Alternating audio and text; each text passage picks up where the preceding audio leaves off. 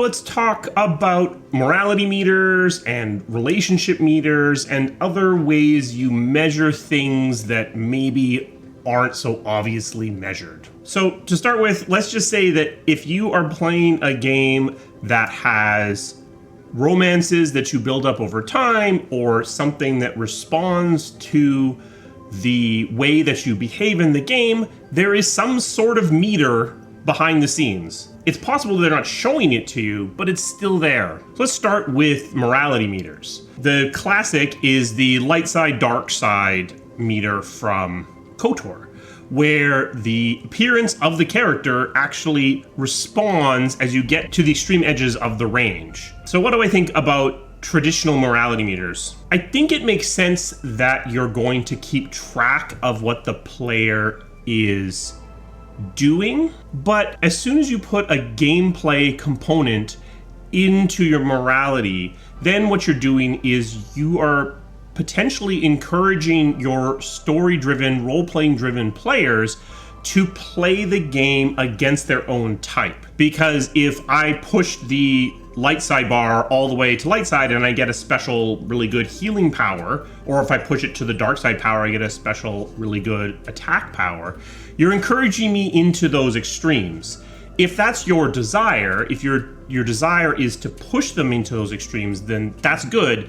But what you're also doing is you're discouraging the player from having a more nuanced, more what do I feel like I would do in this moment response to these choices as they occur. Because they're going to have a choice and they're going to look at the light side option and feel, well, I don't really agree with that option, but I do really want that healing power, so I'm going to push that button anyway. If your goal is for them to have a more engaging role-playing experience, having gameplay tied to your morality meter can discourage that style of role-playing.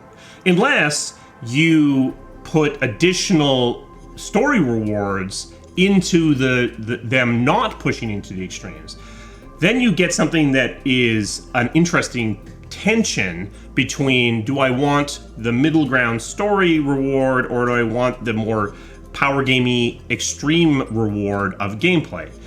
But even there, I would caution that if you are starting to balance story against gameplay, that's a really almost unfair choice you're asking the player to make. And they might make one choice and then feel resentment that they sort of felt like they had they were forced into that choice and the other thing was locked away.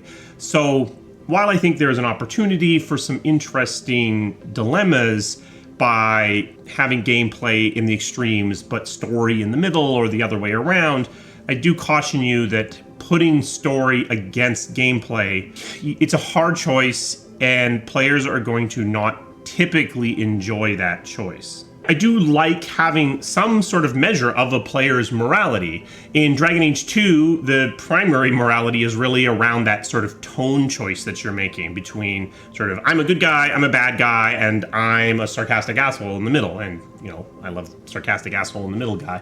And what having that collected over the game allows Dragon Age 2 to do, which I think is really interesting, is in some conversations where it doesn't make sense to interrupt the conversation flow with a choice wheel, the game can use what it thinks your typical attitude is in order to make the choice for you behind the scenes. So if you've been Purple Hawke, if you've been Sarcastic Hawke all along, then you'll inject a sarcastic comment in the middle of this conversation because that's what we feel that you've been doing. Now that may be card tricks in the dark a little bit. That may be a magic trick that BioWare is pulling that nobody noticed that we were doing. But I think it probably, even if you didn't notice that it was happening, I think it probably improved your immersion slightly by making you feel like this was you, this was your character, the character that you had chosen, responding in the way that you probably would. Unless you were bouncing all over the place in terms of what your tone was. In which case, maybe you were 33% of the time good guy Hawke, 33% of the time bad guy Hawke, 34% of the time sarcastic Hawke, and the game decides you're sarcastic Hawke, and you might in that circumstance feel like the game was making a choice that you didn't agree with. It works so much better when you are 75% one of those three choices, and then the game is responding in a way that feels more natural to the player.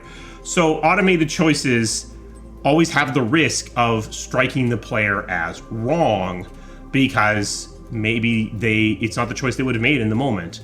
But it's an opportunity to potentially improve immersion a little bit. One final thing for morality meters that I really like in concept, but I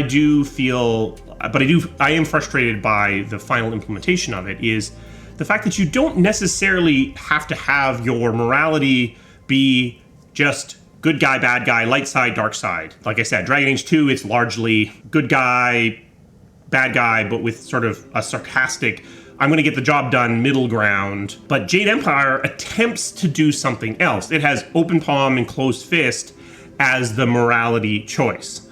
And as presented, it's supposed to be open palm is about nurture and closed fist is essentially nature. It's you need to be strong on your own in order for that strength to be real. The reason I say supposed to be is I feel that there are a couple of points in the Jade Empire story where closed fist, rather than being treated as the strongest must be strong on their own, you must pull yourself up by your bootstraps kind of choice, is just sort of shown as being the evil, shortest path, quickest choice. So I do think it undercuts itself, but I do think that if you are looking for a morality system, then you have opportunities to explore some other spaces. Now, should you show people where they are in this morality space? If you're going to have gameplay tied behind light side, dark side, or what have you, then I do think that it is important for players to be able to see it on a bar moving back and forth or left or right or whatever. If it is more naturalistic and it's more a recording of the way the world sees the player, then I somewhat feel that showing it to the player is gamifying it in a way that you probably aren't trying to do, that you're trying to be more naturalistic in player choice. You still need that recording of the way the world perceives them, but you probably don't want to show it to the player because that's going to encourage them to act against type again in order to push that number around. That being said, and we'll talk about this again when we talk of romances, some players have a lot of difficulty grappling with gameplay systems that do not provide them with very much feedback. So if you want them to engage in this, then telling them where they are is a good way for them to be able to engage with it.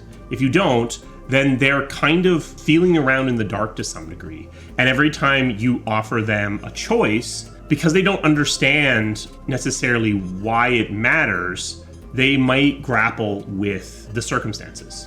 Players who are just fully into the storytelling and the role-playing, they're just going to go for it. But other players will get stuck on those choices and not understand why you're asking and why it matters. So something to think about. This is something that BioWare has found through research, is that there is a set of players who have a lot of difficulty with the more social facing, the more soft features that are not presenting a ton of feedback in terms of what's going on.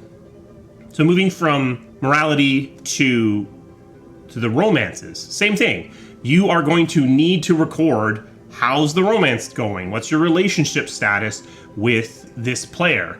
And what does that mean? If you're playing a game that has some sort of progressing romance, there's a tracker somewhere in the background. They may or may not show it to you. Dragon Age has experimented with 3 different ways, basically, of doing this. Dragon Age Origins is very transactional. You have a relationship meter. If it gets too low, the follower might decide to fight you or leave. If it's high, it opens up the possibility of a romance. And that is presented to you, and you can move it around in a lot of different ways. Every single time you talk to a follower, that number is going to go up or go down. The other thing that Dragon Age Origins does is that it has the concept of gifts. And I feel that gifts ultimately undermine the relationship system.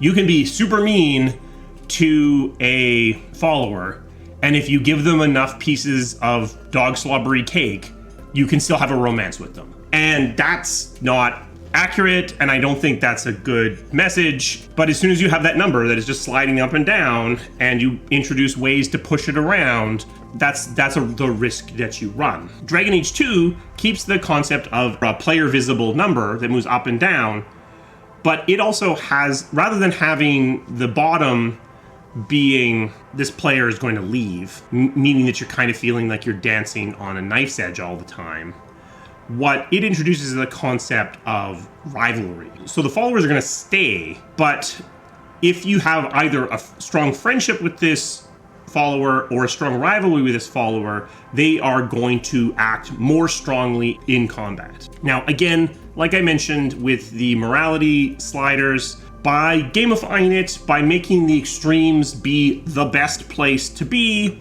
you're encouraging players to act with the followers in a way that might not be the way they would naturally act. But you are making them pick a side. So again, your mileage may vary. I think it's dangerous to intertwine relationships and gameplay too much. But by having rivalry, you're able to allow people to have people they don't like in their party, be mean to them, and still have them be effective in combat. Whereas in Dragon Age Origins, you got a bonus if they had a high relationship status, but if their relationship status was too bad because you were mean to them, they might just leave or fight you.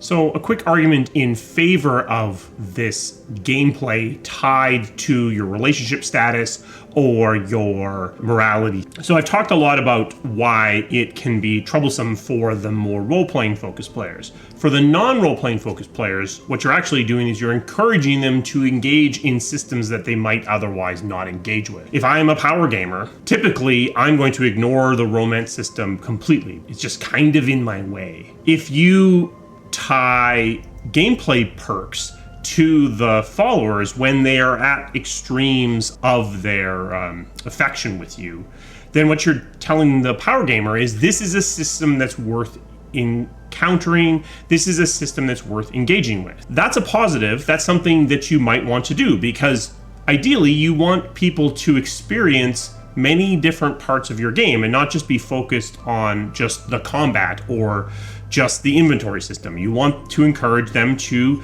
dabble around and engage in different parts of your game. That's the point of your game. Your game isn't just a combat simulation. It isn't just an inventory management simulation. It is a bunch of different things that intertwine.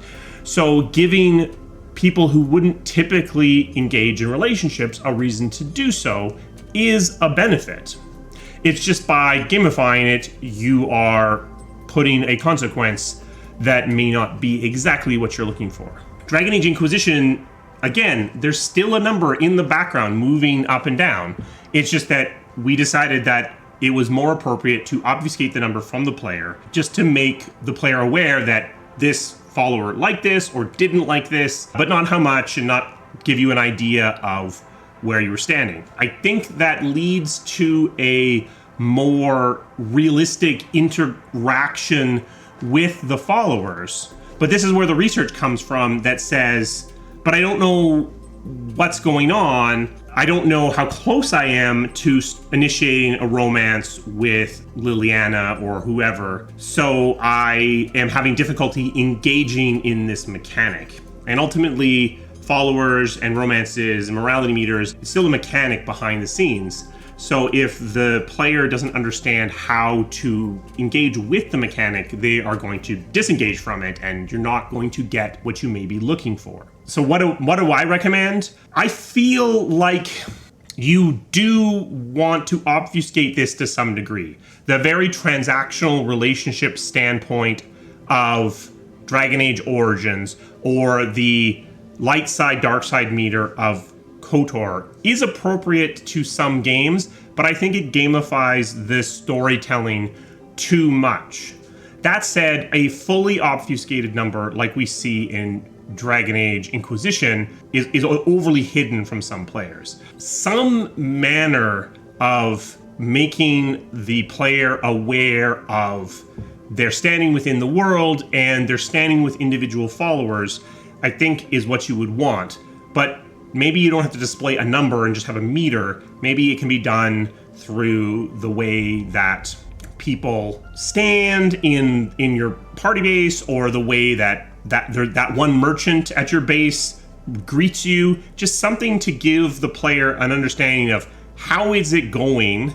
Are they making progress? Because without that, they may disengage from the feature entirely. But with too much information, you're causing them to behave in an unnatural way. As usual, something in the middle is probably the right path forward, unless you're doing something which calls for very extreme behavior when it comes to these kinds of things, like a game with Jedi, or a game where very transactional relationships form the core of your gameplay. Special thanks to my members. They provide the resources that this channel needs to keep running. If you are interested in becoming a member, there's a link down in the description. We also have super thanks turned on this video. There's a heart with a $sign down below, so if you want to support the channel that way, it would be greatly appreciated. How do you feel about morality meters and romance meters and relationship meters? Do you enjoy them? Do you like them? Do you like the fact that the game tells you how it's going? What are some examples of games you feel that did it badly or did it well? Let me know down in the comments. I will see you again soon. Thank you.